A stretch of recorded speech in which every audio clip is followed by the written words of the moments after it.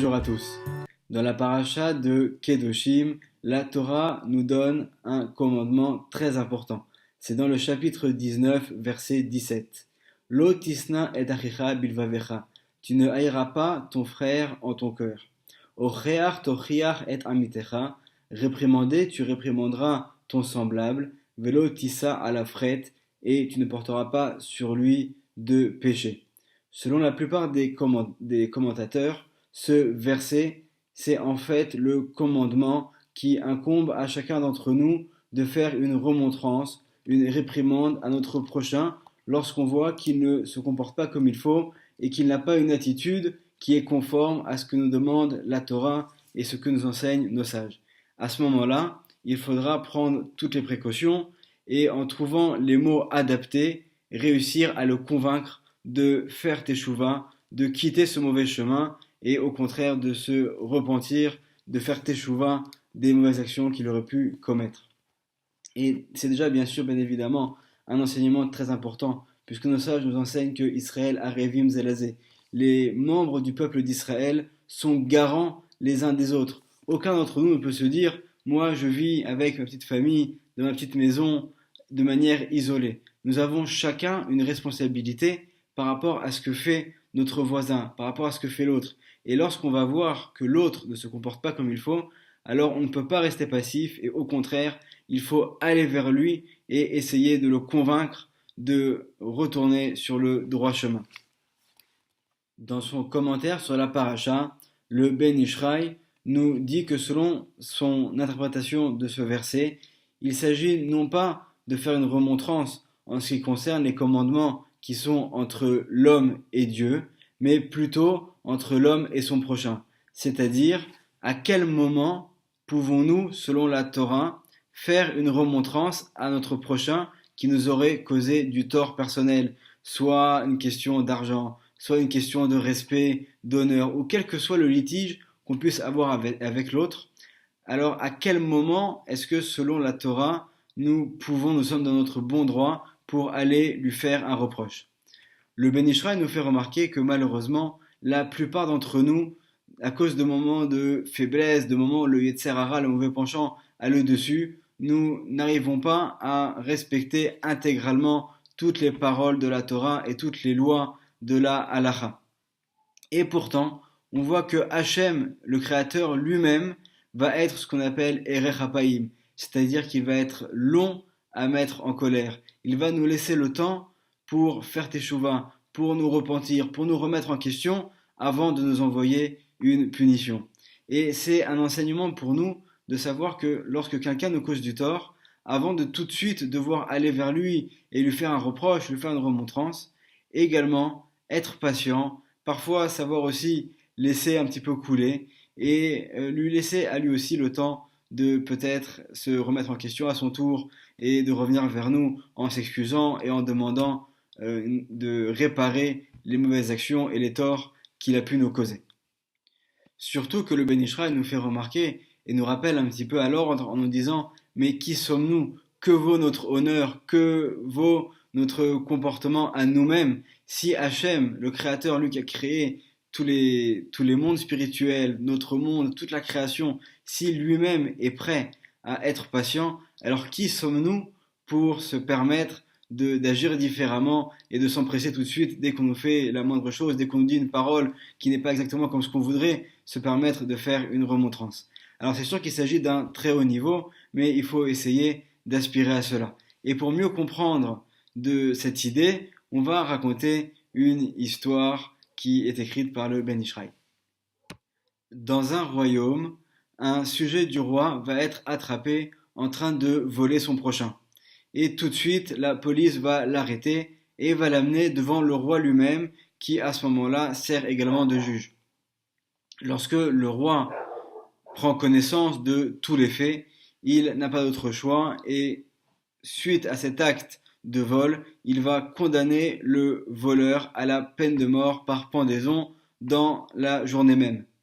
Et le voleur qui se retrouve devant le roi à entendre la sentence va dire « Mon roi, vous avez entièrement raison, c'est vrai, j'ai fauté, j'ai volé, je n'aurais jamais dû faire cet acte, et j'accepte totalement la sentence que vous décidez de m'infliger. Mais par contre, avant d'être condamné à mort, je voudrais vous transmettre quelque chose.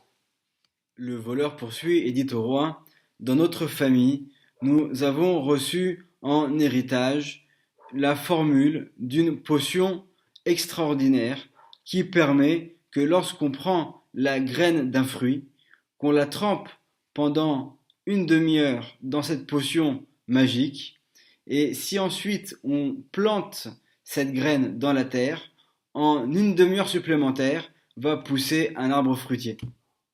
Et donc, avant d'être condamné à la peine de mort, selon cette sentence que vous avez décidé de m'infliger, je voudrais d'abord vous transmettre le secret de cette potion. Mais avant cela, je vais, si vous me le permettez, vous faire une démonstration. Vous serez à ce moment-là convaincu de ce que je vous ai dit et vous avez ma garantie, mon assurance que je vous transmettrai intégralement la recette de cette potion. Bien évidemment, surtout à cette époque-là, où la plupart des personnes vivent de l'agriculture, alors le roi est très intéressé et il demande conseil à son Premier ministre, à son ministre des Finances, qu'est-ce que vous en pensez, qu'est-ce qu'on fait? Et tous sont unanimes pour dire, nous ne sommes pas à une heure près, dans une heure nous saurons si ce voleur a dit la vérité ou pas. Et à ce moment-là, le roi dit, écoute, je suis d'accord, je suis prêt à repousser un petit peu l'exécution de la sentence et à voir si en effet ce que tu me racontes, c'est exact ou pas. Et donc tout de suite, le roi fait appeler l'un de ses serviteurs qui va apporter une graine et demande au voleur de lui dire de quelle manière faire la potion. Le voleur demande toute une série d'ingrédients et voilà qu'il prépare cette potion.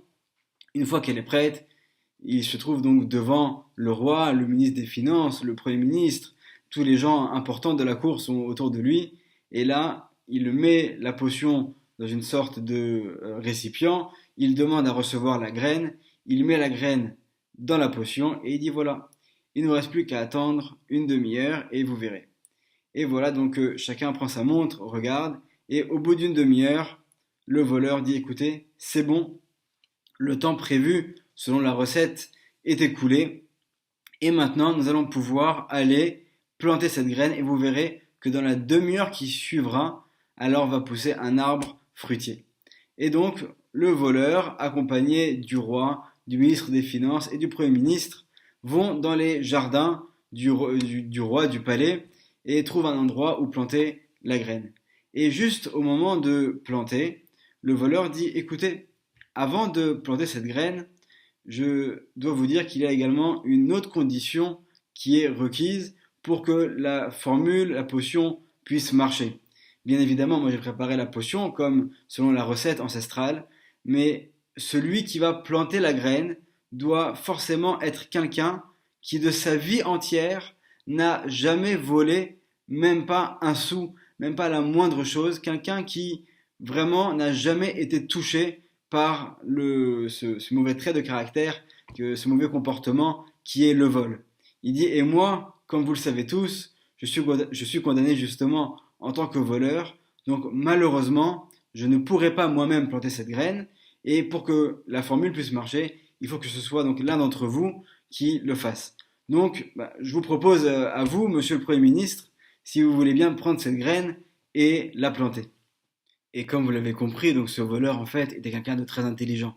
Et là donc, alors qu'il laisse l'honneur au Premier ministre, le Premier ministre est tout gêné, très embarrassé, et il dit écoutez, malheureusement, moi non plus, je ne suis pas totalement blanc de toute accusation de vol, puisque c'est vrai que dans ma jeunesse, lorsque je travaillais avec mon père, et lui qui était un commerçant, il m'envoyait parfois faire des courses à l'extérieur, et en fait, lorsque je lui ramenais la monnaie, c'est vrai que j'avais tendance parfois à prendre une petite partie, à gonfler un petit peu les montants des dépenses pour garder également la différence pour moi. Donc c'est vrai que c'est un comportement qui date d'il y a longtemps, mais moi aussi, je ne peux pas dire que je suis totalement propre de toute accusation de vol, et donc par conséquent, moi non plus, je ne suis pas apte à pouvoir planter cette graine. Alors à ce moment-là, le voleur dit, bah écoutez, si le Premier ministre ne peut pas planter, alors je laisse l'honneur au ministre des Finances qui lui va pouvoir certainement le faire à sa place. Et là, à son tour, c'est le ministre des Finances lui aussi qui est très embarrassé. Il dit écoutez, comme vous le savez, voilà des années que je gère toutes les finances du royaume, que je perçois au nom du roi tous les impôts, que c'est moi qui fais tous les calculs.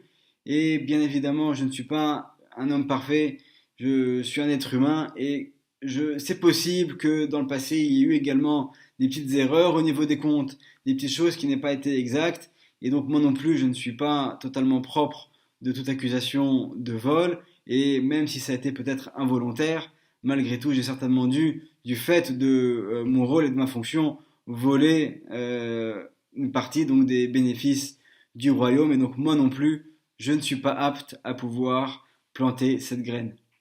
Alors maintenant, ils étaient plus que quatre personnes, il ne reste plus que le roi. Et donc le voleur s'adresse au roi et dit Votre Majesté, il ne reste plus que vous, vous êtes le seul à pouvoir planter cette graine.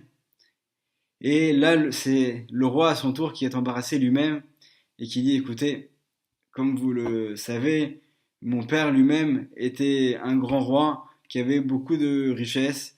Et une fois, lorsque je me promenais dans la salle au trésor, alors j'ai vu un magnifique collier de perles et j'ai pas pu m'en empêcher. C'est vrai que je l'ai pris sans que personne puisse me voir. Je l'ai gardé pour moi. Et donc moi aussi, c'est vrai que je ne suis pas blanc, je ne suis pas donc nettoyé de toute accusation de vol moi non plus. Et donc malheureusement, il n'y a aucun d'entre nous qui est capable de pouvoir planter cette graine aujourd'hui.